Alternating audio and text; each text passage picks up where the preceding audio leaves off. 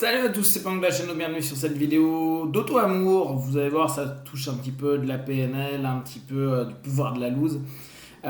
Concernant notre propre perception qu'on peut avoir des choses qu'on peut mettre en place. Alors je vous rappelle, l'idée de l'auto-amour, c'est de pouvoir se donner ce que parfois on n'arrive pas à obtenir d'autrui et de valoriser aussi notre propre perception, qu'elle soit physique, psychique, émotionnelle, pour se donner une libre place d'être, de faire et d'avoir, et petit à petit se sentir plus autonome, ce qui ne veut pas dire qu'on est forcément indépendant vis-à-vis du monde extérieur, et parfois des attentes excessives qu'on peut avoir de nous-mêmes.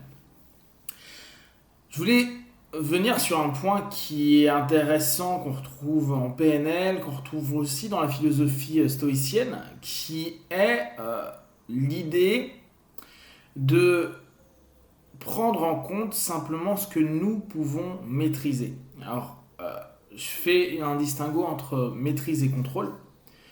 La maîtrise étant ce que nous pouvons réellement impacter. Et le contrôle est souvent quelque chose qu'on aimerait s'imposer et ou imposer à autrui et qui, la plupart du temps, est hyper illusoire. On contrôle pas vraiment les gens, on peut maîtriser parfois l'environnement, les injonctions, etc. Mais c'est assez rare d'avoir un contrôle. On se contrôle plutôt moyennement, sachant que la réalité est que s'il y a des éléments externes, un manque d'amour, un manque d'appréciation, un manque d'écoute, un manque de tolérance, il est possible que nous, on tente de se contrôler, mais au bout du compte, il se passera plein de choses qui n'iront pas dans le contrôle proposé. La maîtrise sera à ce moment-là la capacité à chevaucher la pensée, les sensations, les émotions et l'ensemble des perceptions de ce qu'on a pu ressentir et recevoir de l'extérieur. Et dans cette dynamique-là, je trouve qu'il est intéressant de pouvoir aller dans une orientation où on se dise « Ok, je peux simplement maîtriser certains éléments de ma vie, de l'attention des autres vis-à-vis de moi, des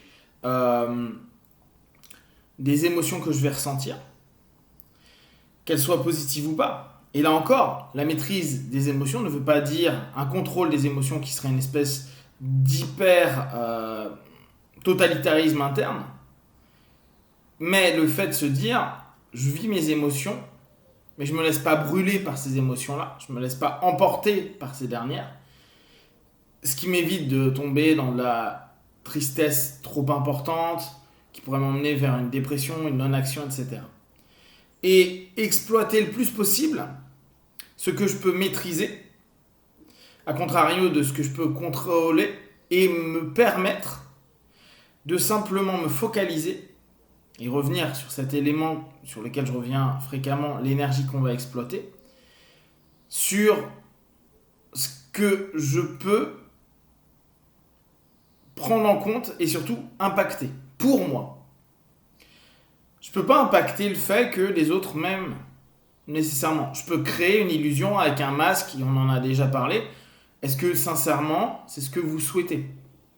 Est-ce que vous voulez tellement des strokes que vous pouvez aller jusqu'à ne pas vous aimer vous pour être aimé par autrui? Et dans une forme de dépendance parfois affective, c'est ce qu'on fait. Là, c'est plutôt dire, je peux maîtriser ce que je suis, je peux aussi maîtriser ma courtoisie, mon attention, une gentillesse. Alors même sans aller dans de la gentillesse, la notion attention et courtoisie vis-à-vis d'autrui peut amener beaucoup de strokes positifs, de l'écoute, de l'accueil. Et c'est revenir sur cet élément où on peut simplement aller là dans une zone que l'on peut gérer. Vouloir et projeter, et c'est certainement ça qui est le plus complexe parfois, projeter que l'autre les autres, le monde, peut aller dans une direction qui pourrait nous être favorable, c'est énormément d'énergie qui part dans tous les sens et qui, au bout du compte, reste un rapport ultra égotique. Et je fais moi la différence entre le côté égoïste et le côté moïste. Je pense d'abord à moi, à être suffisamment bien pour pouvoir penser aux autres de façon le plus juste possible et pas en attendant que eux me donnent quelque chose que je n'ai pas ou qui se centrent complètement sur moi. S'ils sont là, génial. S'ils ne sont pas là, tant pis. Et c'est très bien, je peux me gérer tout seul. Et cette notion d'énergie qu'on veut exploiter à tout va et changer le monde, alors là, on va le faire de manière plus diltienne, changer mon environnement, alors que c'est impossible, c'est de l'énergie qui, au bout du compte, ne peut pas se faire. Je peux simplement me focaliser sur ce que je peux faire, sur ce que je peux penser, sur ce que je peux maîtriser, que ce soit physique, psychique, émotionnel, voire spirituel. Et se donner cette notion d'amour, d'écoute, d'accueil, de respect de soi-même suffisant, parce que c'est la seule chose qu'on va pouvoir maîtriser réellement. Maîtriser peut-être l'inattention de quelqu'un, l'absence de présence d'un groupe ou d'une personne ou d'une sensation puisse m'impacter. Ma responsabilité à moi n'est pas de faire en sorte que ces personnes ou ce groupe soient présents, même m'accueillent, me donnent du stroke. Ma responsabilité, ma capacité, c'est de gérer ce qui est en train de se passer psychiquement, émotionnellement, intellectuellement et corporellement à ce moment-là. Et ça, j'en suis complètement apte. Ça s'apprend, ça se développe, mais c'est là où on reprend un centrage plus juste, avec en plus une notion qui ramène à pas forcément une toute puissance, parce que c'est illusoire, toute puissance reviendrait au contrôle, mais une saine puissance, une juste puissance de ce que je peux faire pour moi et ce que je m'apporte.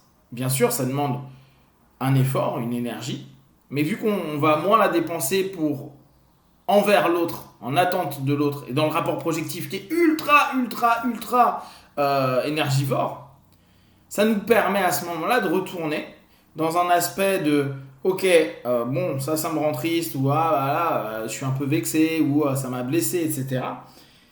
Et de se dire ok, je ne vais pas me laisser emporter par ça, je ne vais pas me perdre là-dedans à rentrer dans la personne de même, la vie est de la merde, tous des connards, avec tout ce que j'ai fait pour eux, etc.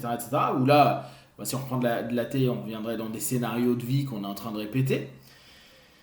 Et puis dans des postures, c'est-à-dire qu'on va vraiment être dans des modèles de moi je suis tellement bien, eux c'est des connards, tu vois, plus moins.